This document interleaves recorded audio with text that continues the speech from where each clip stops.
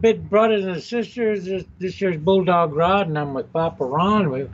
Here in the United States, we want to wish you a great Memorial Day, and go out and put flowers on your family's graves, and remember all the men who died in the military service for our freedoms and our Constitution of the United States.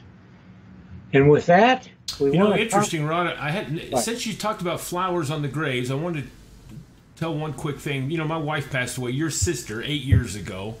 Yes. And been that long already? 8 years this month, if you can believe that. In May. Crazy. But anyway, one of her dear friends started this little program of collecting heart-shaped rocks wherever she went.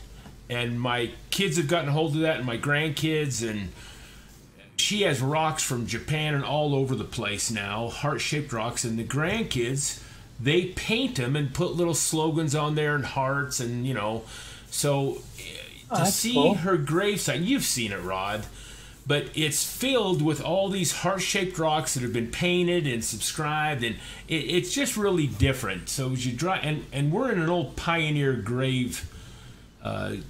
graveyard. I mean, there's no fancy sidewalks or roads. It's just, but hers is really unique and different with all those rocks. Anyway, that just came to my mind. And then you mentioned I'm sure she would like that, because she was always pretty unique. Yeah, different. You're right. Just wanted to stand out. And then you mentioned about the armed services and stuff, and we're supposed to remember those that have sacrificed, I guess, for our freedoms and all. And ain't no guessing about it.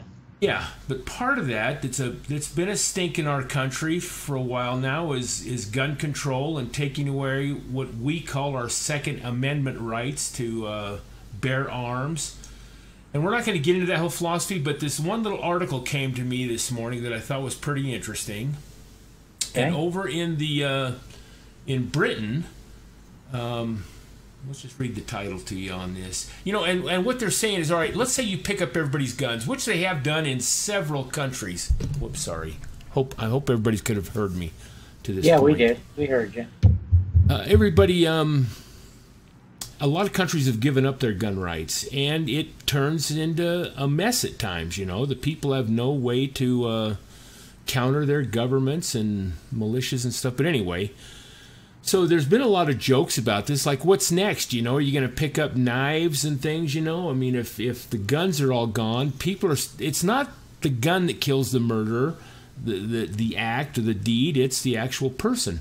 So here over in Britain, here's a title of this. Oh my gosh, they've lost their minds. Here's a British judge says knives are too sharp, filing down points needed to curb violent crime. Give me a freaking break. It's the knives that are doing it now. It's not the guns. So now they want to outlaw the knives. And this guy's an outgoing judge, so they had kind of a big meeting with all the judges, and he was kind of the keynote speaker, and he gets up and makes all these declarations about, hey, you judges need to keep on this, because we've had 77 knife deaths within our community or so in the last year. And it's not like switchblades and stuff. These are kitchen knives. So they want to ban all 8 to 10 inch kitchen knives that have a point. These guys are absolute idiots. I'm telling you. Where does the insanity stop? It's just mind-boggling to me. Ron, I thought you'd appreciate this article, but and this ain't a joke. These people are dead serious.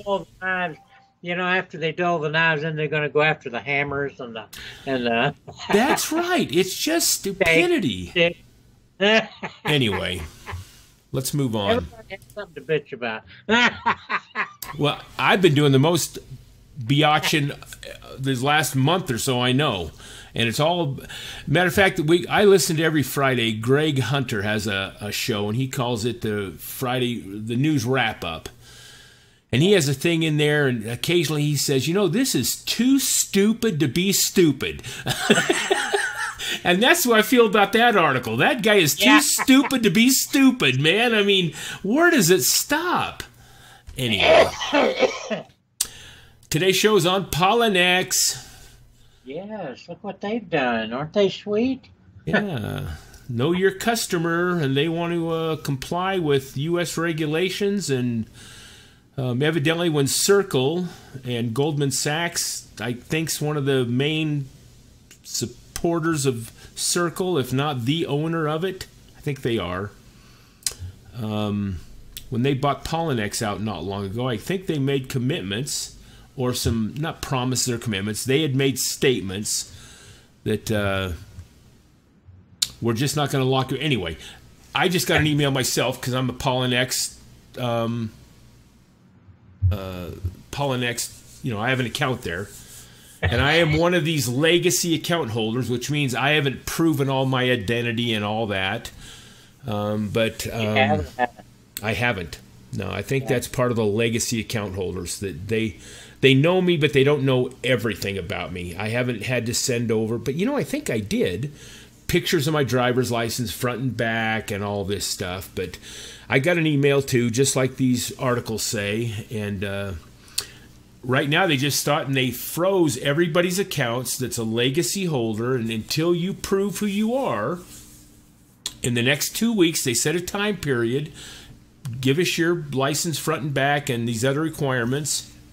Yeah. Once that's done, we'll unlock your account.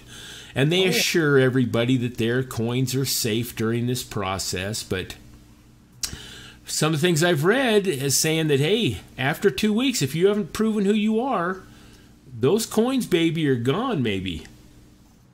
Oh, wow.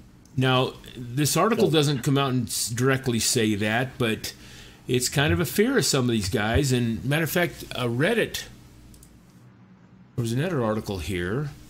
This one here says, Bitcoin in brief Monday. Poloniex responds to frozen account complaints. And in there, they talk about, one of this guys says, well, hey, here's the things that you had kind of made statements on prior to. Whoops, did I just pass it already? Dang mess with this. Anyway, they had kind of said, hey, we'll never just freeze you out like that. We'll give you time to move your coins and stuff, but they have. All accounts are locked, and, maybe it's time to move on from Poloniex too. There's so many new exchanges hitting the pavement that we have other places to go, folks. We did one on Houbi Exchange, H-U-O-B-I. H-O-U-B-I, and we kind of like that exchange. And this is another reason. Nice. Rod's been preaching now for almost a year. Don't keep your coins on an exchange. Nope, absolutely not. If you buy something, man, move it to your wallet or somewhere, because just like this, they can gain control, and those coins aren't yours. You're going to have to fight for them, probably. Yeah. Oh, yeah. Nothing's yours anymore. Oh. Heck, in the United States, you don't really own property. And everybody says, oh, I own this property. No, you don't. All you got to do is quit paying your taxes, and guess who owns it? That's right. We just rent from the government in the states and the cities. Read the fine print, all your bank accounts, too. Yeah, that's true. Yeah. We don't own a dang thing. When you deposit, and that's why Ron's been talking about having coins or gold and silver and cash on hand. Yeah, we don't keep anything in safe deposit boxes or anything, folks. But no, safe deposit box ain't worth a crap. If you read the fine print, can lock their doors, take everything. Yeah, when you deposit your money into a bank, they become the owner, and when you take it out, they're actually like lending you that money again. It's kind of fine print stuff. It's a nightmare. It's a mess. So they have us where they want us at this point. So anyway, we just kind of thought this was worth announcing, folks, that if you are a Poloniex user, you need to get qualified if you got coins sitting on there. You sure do. Or find a new exchange to use or something. Hurry up and get them out. But anyway, Rod, have a good Memorial Day. And, hey, you too, Ron. It's good to talk with you, and appreciate you cryptocurrency fans out there joining us on this beautiful Memorial Day, and we appreciate you guys very much. And give us a thumbs up, and God bless.